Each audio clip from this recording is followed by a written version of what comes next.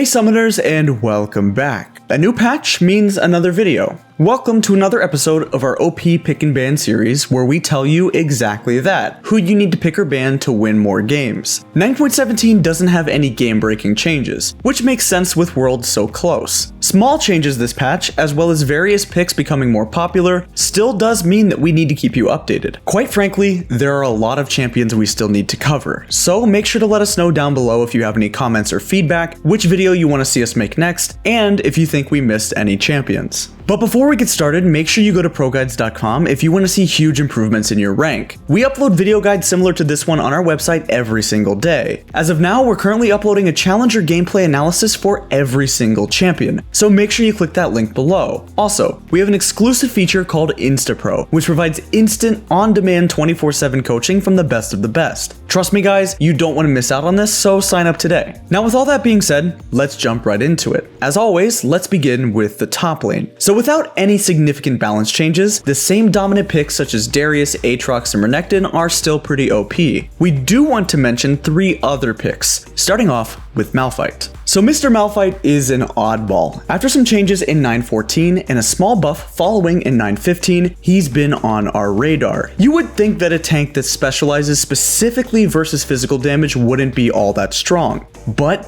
he is. The reason is because a lot of strong picks right now in all roles do physical damage, and 5 AD comps are a bit more popular right now. Players have been a little bit too comfortable not seeing tanks in the meta for quite some time, and they haven't been punished for stacking physical damage into their team comp. The biggest Malphite buff that he received was the change to his W. He's able to clear waves more effectively, and that changes everything. If you've ever dabbled into the world of playing tanks, you understand a night and day difference between having wave clear and not having it is huge. Some of you might write this off, but having better wave clear is always helpful, no matter what matchup you're in. In losing matchups, it means that you're able to pick up more farm. In winning ones, it means that you can abuse your opponent even harder with better wave control. As a more competent laner, Malphite is now able to have more presence during the laning phase and transition more smoothly into the mid to late game where he shines. He's just too dang tanky. His backline access, great damage in spite of being a tank, all reasons that he's really good. Versus his good matchups like Aatrox and Jax, make sure you pick Malphite for Freelo. It's honestly pretty fun to land those game-changing ultimates, so don't be deterred just because you think he might be boring to play. Before you take him out to the Rift, do note that you do need to be aware of his various keystone setups. Take Comet and max your Q versus range champions or ones where your attack speed debuff won't really do much, or take Grasp and max E versus most melee champions because it's basically impossible to trade versus you after level 5 since it will provide some also excellent wave clear. I'm telling you guys right now, this champ is 1v9, and I've seen so many Malphites start to feed early game and they just become this immovable object, the unmovable, unkillable mountain of a tank that also one-shots your ADC. Next up is Kled. Just like other picks that we mentioned earlier, Kled is still a dominant pick. We chose to mention him again because he really stands out from the rest. His grievous wounds, insane kill pressure in lane, and ability to accelerate games with his ultimate really puts him above other top laners in terms of carry potential. If you've watched our other episodes, you'll know that this is Kled's 4th appearance in a row in our series. So if that's not reason enough, seriously guys, pick up Kled. He's ridiculously strong and we won't talking about him until he gets nerfed or his counters get buffed even harder. Especially when counterpicking Kled, a lot of players in lower elo don't have the mechanical skill to outplay him. Higher elo Kled players know their way around bad matchups too, so it makes him very difficult to punish, especially with that passive. Last up in the top lane is Vlad. He's definitely a favorite by our in-house analysts, but with good reason. It's incredibly difficult to stop a Vladimir. Since he's ranged and also scales very well, he's able to bully out his lane opponents or free farm against many different champions. Especially in the top lane, where most of his adversaries are melee champions, he can take advantage of this fact. Many other lane bullies in the top lane coincidentally have bad matchups against Vlad. We've mentioned him as a strong mid lane pick in this series, but that's also because he's a great flex pickup for the top lane as well. A great thing about picking him up top lane is that some of his hard counters prefer not to be in the longer lane. Vladimir is relatively safe, so he doesn't suffer the same anguish as others when making the move upwards. Vladimir is a strong pick primarily because of his damage. He does so much, and what's worse is that's not the end of your worries when playing against him. His ultimate and Q provide him excellent sustain, while his W and Zanya's Hourglass make him able to buy time. Vladimir is the whole package. He carries fights, flanks decently, and can soak a good amount of damage. Ban him if you're not picking him. If you are picking him, throw out your ban at a harder matchup like Camille, so that way you have an easier time finding success. Alright, let's move on to the jungle. Our first pick is Pantheon. With some small buffs this patch, Pantheon is ready to hop into the jungle. With his point and click stun and long range ultimate, he's a strong candidate to carry games independently from his relative strength. As long as he can clear the jungle and the balance team doesn't gut him, Pantheon is an OP pick for solo queue. Just like Jarvan and Xin Zhao, his level 2 ganks are absolutely lethal. Once he hits level 6, his gank potential skyrockets even more since he can fall from the sky and run it down a lane. His E also makes it great for initiating dives and tanking turret shots. In the higher elos, playing characters who are adept at tower dives can be invaluable. It's one of the only ways you can punish players for playing too passively, and Pantheon can definitely push his limits with an overpowered E. Great Pantheon players milk his strengths: tower diving and roaming. These two skills are enough to single-handedly carry solo queue games, and a single gank or a single tower dive can allow Pantheon to pull so far ahead while simultaneously shutting out one opponent from the game altogether. From there, he's able to use his ultimate to hard engage on opponents and continue the snowball. Kha'Zix is an absolute monster right now. He's destroying his competition in the jungle following a small buff a couple of patches ago. When ahead, Kha'Zix is just too potent of a threat for most players to be able to deal with. His insane burst, damage, and mobility make it very difficult to avoid him, especially when players don't put enough emphasis on vision control. There is also a decent amount of versatility in his kit. You can evolve your Q for stronger 1v1 power and objective control, W for stronger pick making, E resets for your jump, and R for some more power in your stealth. In most games, you'll want to do Q or W to be your first evolution, but definitely feel free to mix it up when you think another evolution might be better. There's also an alternative build with Comet, where you focus more on poking out your opponents with the evolved W. It's really annoying and can provide a ton of utility in pick making potential from a relatively safe distance. Vi is another returning pick to our roster. She's still killing it on Summoner's Rift, and she's pretty simple to execute. Her damage, tankiness, and crowd control make her an all-around pick that can carry a lot of games. By taking Aftershock, she's able to crush many of her opponents in 1v1s and small skirmishes. One of Vi's greatest strengths is that her ganks at any time after level 3 are really strong. Even without her ultimate, she provides a brief displacement with her Q, followed up with solid damage through auto attack resets using E, and at level 6, her notorious point and click ultimate allows her to single out priority targets. This also makes her a devastating counter ganker. If she's able to predict or be in position to match a gank, she can punish opponents for overcommitting by chasing them down. Next up, let's run it down mid.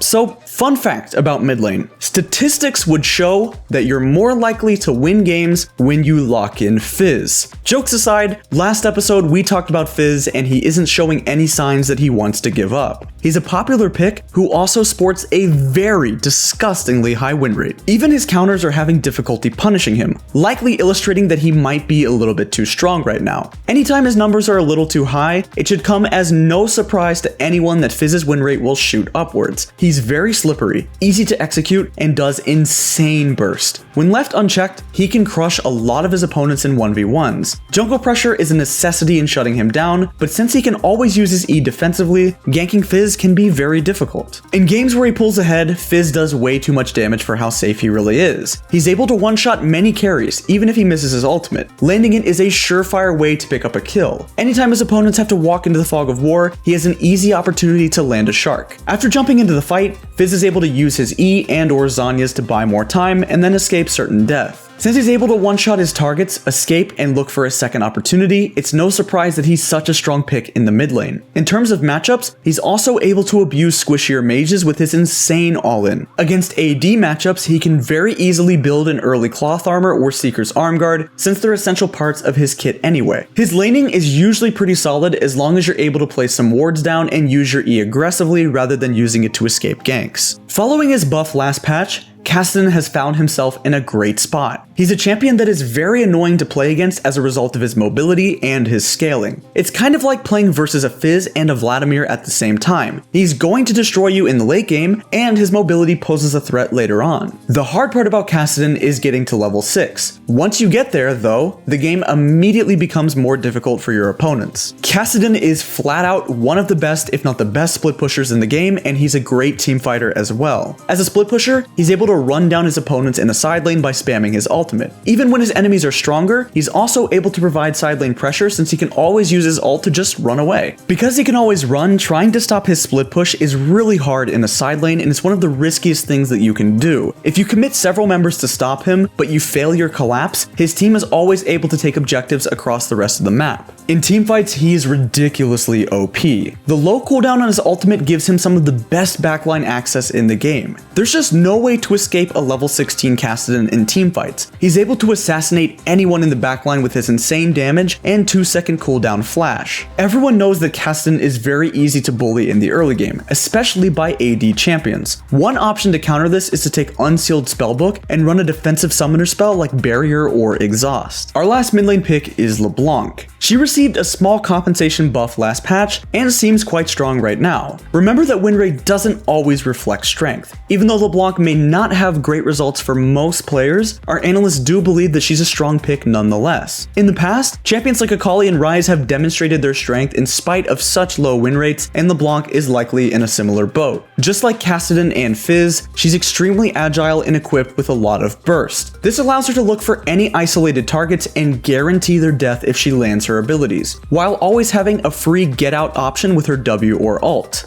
During the laning phase, she has many ways to outplay her opponents. LeBlanc's W and ultimate create so many options for her when she looks for a trade or an all-in for the kill. They also aren't as risky to use abilities like ZW or Fizz E, since she can always press W a second time to jump right back. This is one of her biggest strengths and is highly undervalued. Being able to take heavy trades safely with such little commitment is something that many assassins wish they could do. Alright, let's move into the bottom lane. Another pick following this win rate logic is Lucian. Even though he hasn't found much success recently, he did receive a small AD buff this patch. Although it may not seem huge, 3 bonus AD really adds up, especially when you think about how often and how Lucian trades. Since Lucian autos twice using his passive after using an ability, it's much more impactful of a buff than it might appear. When landing a full combo, weaving in auto attacks in between every ability, it's a pretty significant buff that shouldn't be totally ignored. While you can counterpick him in lane, Lucian is still a safe pick come later parts of the game. Since he's quite mobile and able to use his ultimate when it's too dangerous to jump into fights, he's still able to deal damage in basically any fights. Champions without any escapes will have a difficult time in some teamfights because they can get zoned off or blown up. But because of Lucian's relative safety, he can almost always at least participate. Lucian is a potent pick who can dominate games as a result of his strong laning and safe teamfighting. There may also be games where he needs some extra tankiness or when the armored debuff would be beneficial for his team, and he can opt for his old build with Black Cleaver. Otherwise, he has plenty of options to snowball his leads by building more crit. We have mentioned her plenty of times in the past, but once again, Jinx is popping off on the Rift. She's still a risky pick, but also a very rewarding one.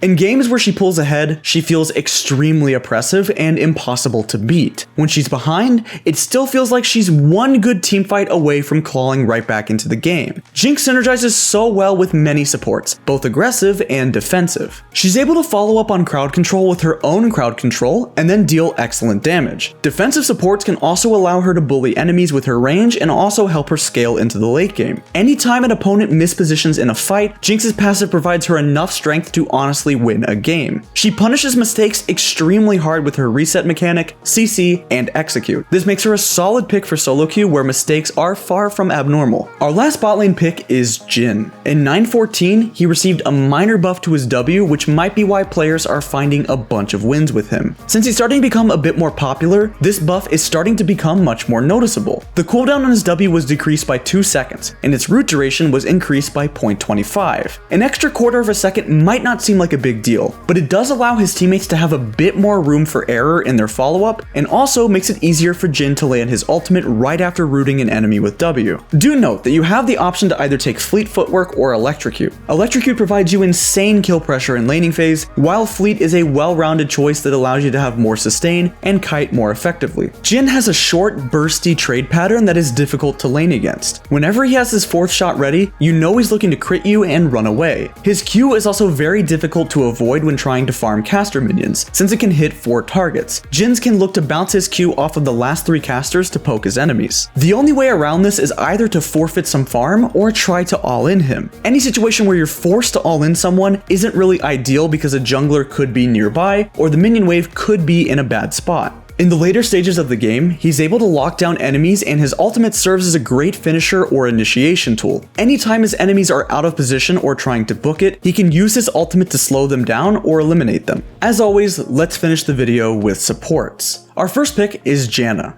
and if you watched our other videos, you will know that we recently mentioned how strong she is. Even though she's considered a passive support centered around disengaging, her laning phase is actually really oppressive. Since she's so fast, it's really difficult to lock her down and punish her. As a result, Janna players can often look to poke with W and then immediately disengage, slowly chipping away at her opponent's health bar. When her opponents try to retaliate, she can use her Q to disengage. Once her enemies are low enough, she's able to commit for more extended trades by using her tornado aggressively instead. Later on into the game, it's extremely difficult to win team fights against a Janna. She's able to reset fights with her ultimate, forcing her opponents to re-engage after wasting significant cooldowns. Because of her movement speed and disengage, she's also able to ward quite effectively. Most defensive supports wouldn't feel confident walking straight into the jungle all alone, but Janna has so much more freedom than other supports do. Try to take advantage of this, but don't get used to it because when playing other champions, you might end up inting. Following a small buff to her Q, we're bringing Leona on board. With her Q cooldown going from 6 seconds to 5 seconds, her kill pressure and lockdown is even stronger than before. Seriously, 1 second off of an ability that already has a short cooldown is pretty big. Whenever she starts fights from her side of the lane, she's now able to reliably use Q twice while chasing her opponents. The buff also means that when her opponents engage on her, she can initially retaliate with Q and almost always be able to use a second one on a counter engage. The thing is, Leona is already a decent pick in solo queue because she has a strong all-in and plenty of crowd control packed into her kit. This lets her make plays throughout the entire game, while also having the option of being a peel bot later on.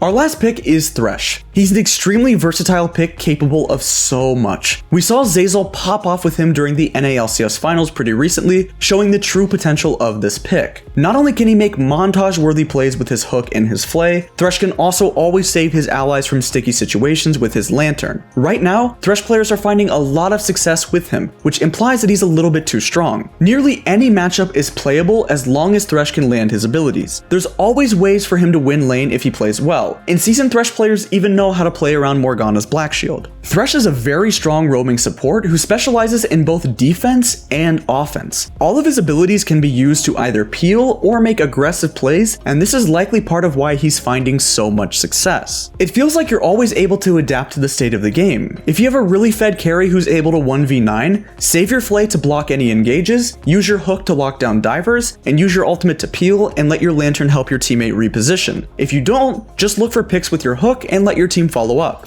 Alright, that's going to conclude this episode of OP Picks and Bans. Thank you so much for watching. If you guys want more content to help you improve, check out ProGuides.com, where we've teamed up with pro players to create guides designed to help you take your game to the next level. Also, keep an eye out on our YouTube channel because we're constantly updating it with new content just like this. Good luck on the Rift, and we will see you all next time.